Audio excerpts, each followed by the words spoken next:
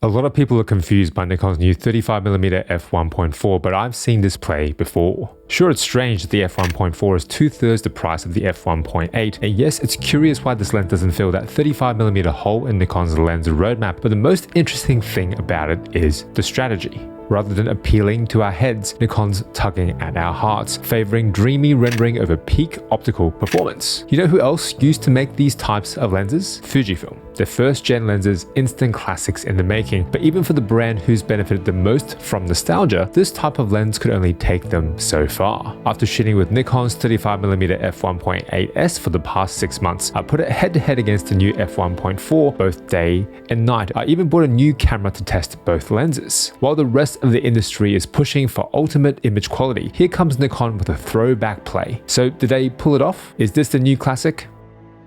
This video isn't sponsored, but the music you're hearing comes courtesy of Audio. They provided a 70% off code for channel viewers. They don't get to preview the video before it goes live, and as always, I have final edit. Hello, I'm Jack, scientist by day, street photographer by night, and this is Bokeh Therapy. The f1.4 and f1.8 lenses look almost identical from afar, but the devil's in the details. They're basically the same size, use the same 62mm filters, and the f1.4 is only 40 grams heavier. The design language is subtly different though. The f1.4 with its embossed nickel lettering and knurled control ring without focus switch looks a little bit more vintage than the f1.8. I think the f1.4 looks more the part on the Nikon ZF or the ZFC, and if you pair it with the Neewer grip, the whole package looks vintage and great. This is a new version of the Neewer grip, which changes the shape of the grip while adding a back thumb support for more stability, but I still prefer the small rig. It's lighter, the silicone grip is softer, but the Neewer is a great second or maybe top choice for a lot of shooters.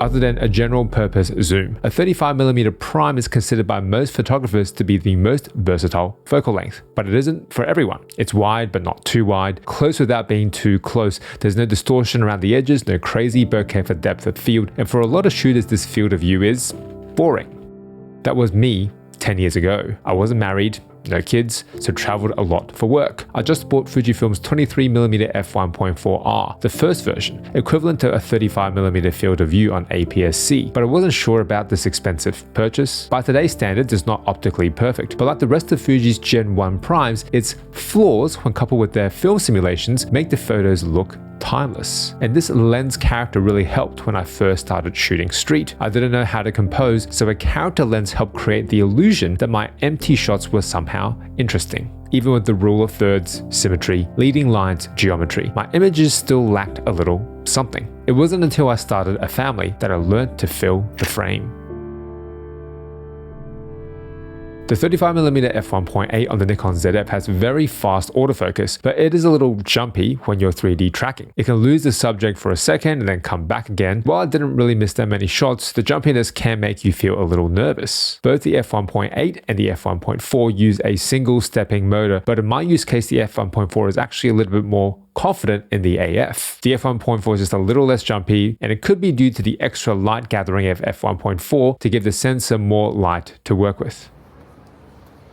It's easier to gauge a lens's sharpness during the day. There's fewer diffractions and light sources that might lower the overall contrast, but even accounting for flare and backlighting, the f1.8s from Nikon is definitely sharper than the f1.4. The bokeh is smooth. A bit of footballs and cat's eye in the corners, a slight soap bubble effect. It's a nostalgic look you find in vintage manual lenses. This lens gives that look while being modern. There's quick and silent eye detect autofocus, it's weather sealed, it's a first party lens with built-in corrections, so the f1.4 still has quite a few advantages over vintage glass. The f1.8s's bokeh is a little busier than the f1.4, but it's not as clinical as people are making it out to be. Still quite beautiful.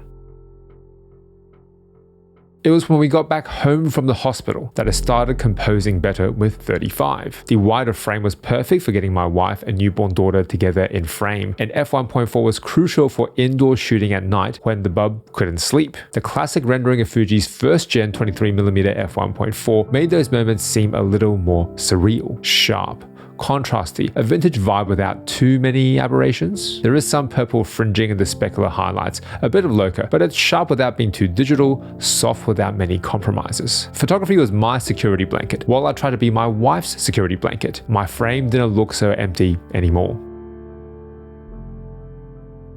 Nikon's 35 f1.4 doesn't handle flare as well as their f1.8s. There's lots of contrast in the corners, chroma, and smearing, but its biggest flaw I think is fringing. There's green fringing, purple fringing during the day and at night, not only in the specular highlights of bokeh, but all across the highly exposed parts of the image. I tend to notice purple more than green fringing just because purple is not a natural color you see in that many light sources, and it's a telltale sign these days of both aberrations and a lack of attention in your editing. In Lightroom, purple fringing's fixed with one specific slider, but I can't help but blow out my highlights when I'm shooting at night. The neon lights will always be brighter than the commuters I'm exposing for. Is more light gathering and smoother bokeh of the f1.4 enough to overcome its compromises?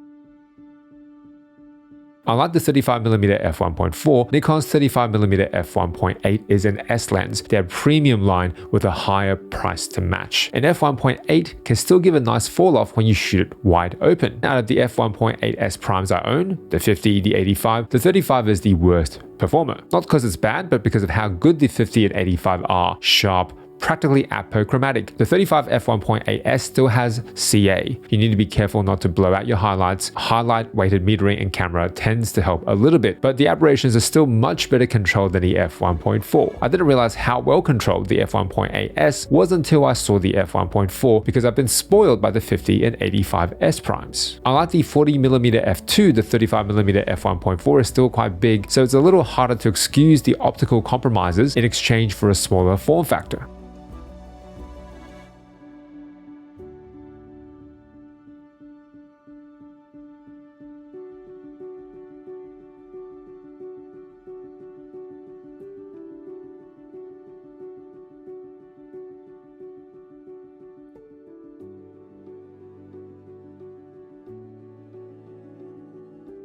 When Fuji announced version 2 of the 23mm f1.4, I almost upgraded. It was now optically perfect. Linear motors for fast autofocus and great weather sealing, but I couldn't bring myself to do it. It sounds silly, I know, but my daughter was growing up too quickly. This was a lens in focal length that documented every day of her life for over 5 years. Even now, it's barely working. The aperture ring skips from f2 to f5.6. The manual focus clutch gets stuck all the time. So I should really move on from this lens, right? But I haven't.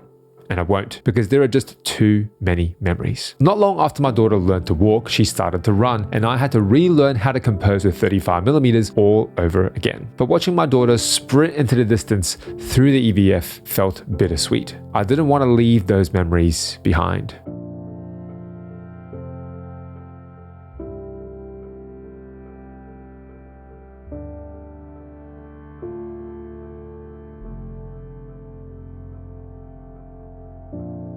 Shooting with Nikon's 35mm f1.4 brought back some of those memories. I like the slightly softer rendering, the vintage fall-off, and its affordable price, relatively speaking. But for me and many of you, it's hard to replace that first-gen Fuji magic, and this Nikon lens doesn't quite pull it off. I've been spoiled by the image quality of the S lenses, and the 35 f1.4's aberrations are a little more pronounced even than those old first-gen Fujis. I'm glad someone else is going for character though in lens design. I hope Nikon keeps this line of non-S lenses going, maybe a 50 next. But for me, I'm trying to leave that nostalgia behind. It's okay to move on. My style's now a little more true to life, so I'm sticking with the 35mm f1.8s alongside the 50 and 85 S primes. But if you're looking for your first fast prime to document your kids as time flies by, the classic look of this 35mm f1.4 could be the one that you can't leave behind.